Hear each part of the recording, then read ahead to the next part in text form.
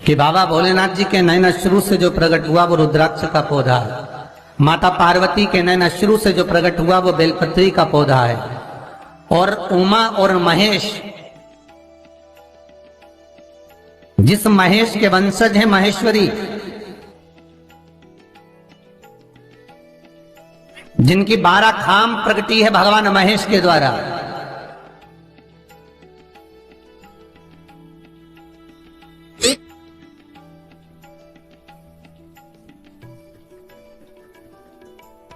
वो महेश और उमा और महेश का जो चरित्र है कि उमा और महेश का जब प्रागट्य हुआ, उमा और महेश जब दोनों आनंद में विभोर होकर जब चलते हैं और दोनों के बैठने से तप मुद्रा से जो पौधा उत्पन्न होता है वो शमी का पौधा है।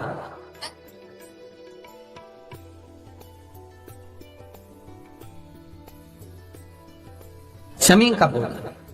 तो एक बात ध्यान रखिए, शिव जी के द्वारा जो निर्मित हुआ उसमें कोई शूल नहीं है, उसमें कोई कांटे नहीं है। पार्वती के द्वारा जो निर्मित हुआ बेलपत्री का पौधा, उसमें कांटे हैं, और पार्वती के मिलन से भी जो उत्पन्न हुआ है शंकर के साथ में, उसमें भी कांटे हैं।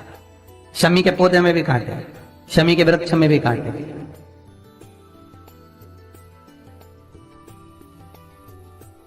तो पार्वती जी स्कंद पुराण में प्रश्न कर रही हैं भोलेनाथ जी से कि प्रभु मुझे ये बताओ कि आपके द्वारा जो निर्मित हुआ उसमें शूलता नहीं है,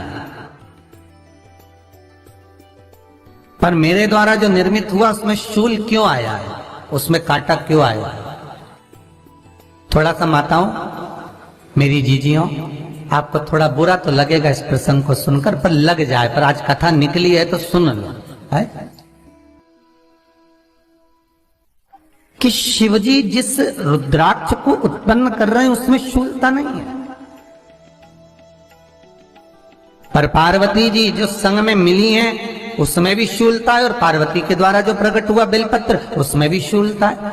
तो भगवान महादेव बोलते हैं पार्वती, मैं तुझे कुछ कहूं और कहने पर तुझे तेरे हृदय में कोई बात चुभे, शूल लगे तो मुझे ठीक नहीं लगेगा। नहीं नहीं नहीं, आप कहिए प्रभु, मैं सुनने के लिए तैयार हूं, आप तो बोलो कि कारण क्या है। भगवान कहते हैं पार्वती, बस अंतर इतना है, नारी का जो स्वभाव होता है, स्त्री का जो स्वभाव होता है, उसके हृदय में छोटी छोटी बात के शूल बहुत होते हैं।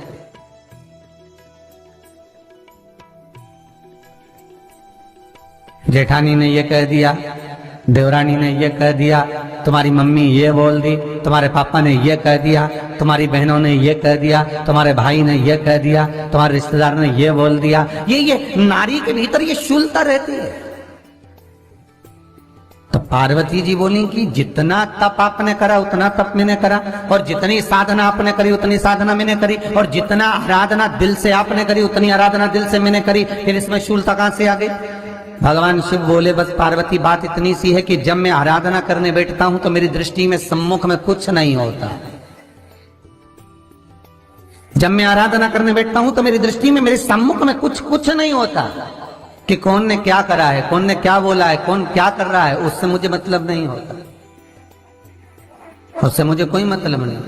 पर पार्वती, जब तू आराधना करने भी बैठती है ना, तो तेरी चित्त वृत्ति में कहीं ना कहीं किसी ना किसी रूप में कोई शूल आ ही जाता है।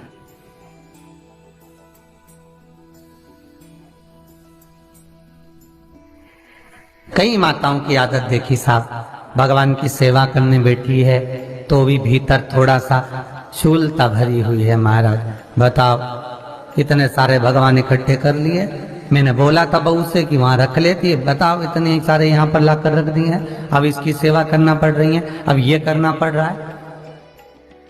प्रसाद लेने के लिए रसोई घर में गई, भगवान का भोग लगाने के लिए, तो उसमें भी शूलता आ गई। इतने घंटों से मैं सामान ढूंढ रही, फ्रिज में मिल ही नहीं रहा, मैंने रख के गई थी, भगवान जाने कहाँ चले गए। भगवान को वस्त्र पहना रही है तो शूलता है।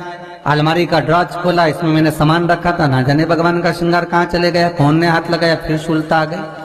भोजन करने बैठे तो शूलता है, कोई कार्य के लिए जा रहे हो तो शूलता है।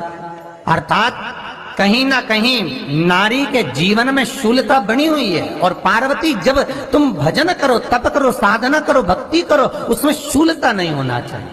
श्री शिवाय नमस्तुभ्यम ओम श्री शिवाय नमस्तुभ्यम ओम श्री शिवाय नमस्तुभ्यम ओम श्री शिवाय नमस्तुभ्यम ओम श्री शिवाय नमस्तुभ्यम ओम श्री शिवाय। पार्वती जी ने कहा, भोलेनाथ, तो क्या आप मुझे स्वीकार नहीं करेंगे बेलपत्री के रूप में?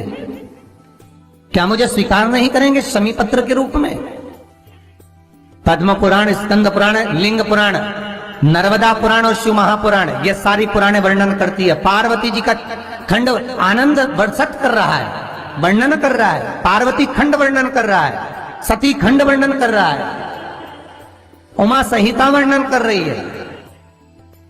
क्या आप मेरा ये बेलपत्र का स्वरूप आप धारण नहीं करेंगे? इसमें शूलता इसलिए भगवान कहते हैं नहीं नहीं, धारण तो करूंगा। वो केवल शिवरात्रि के दिन करने का होता है। शिवरात्रि का प्रसंग कहता है, अपने मन की अभिलाषा रखकर तुम्हें जो चाहिए। सरकार, आप लोगों ने भी पढ़ाई करी होगी, हमने भी करी। ऐसा रहता, उसमें नोक रहती है या पेंसिल उसमें भर देते हैं और उससे ऐसा पेज घुमा घुमा के उसको कस देते। वो ऐसा रखते, कॉपी पर ऐसा रखा जाता, फिर उसको ऐसा घुमाते घुमाते कि घुमाते। अरे बोलो तो, सबने करा है ना ऐसा, वो घुमाते एक जैसा गोला बन जाता, बिंदु। और जो नोक होती है ना, वहां चुभी रहती है और वो एक ही जगह। सब बोलिए एक बार जमकर, श्री शिवाय नमस्तुभ्यम। प्रैक्टिकल जरूर करना, कहीं सियोर वाला महाराज झूठ तो नहीं बोल रहा। शास्त्रों की बातें हमारे जीवन में हमें सुख प्रदान करे, इसलिए इस भाव का आनंद करते हुए आज की कथा को विराम देते हैं।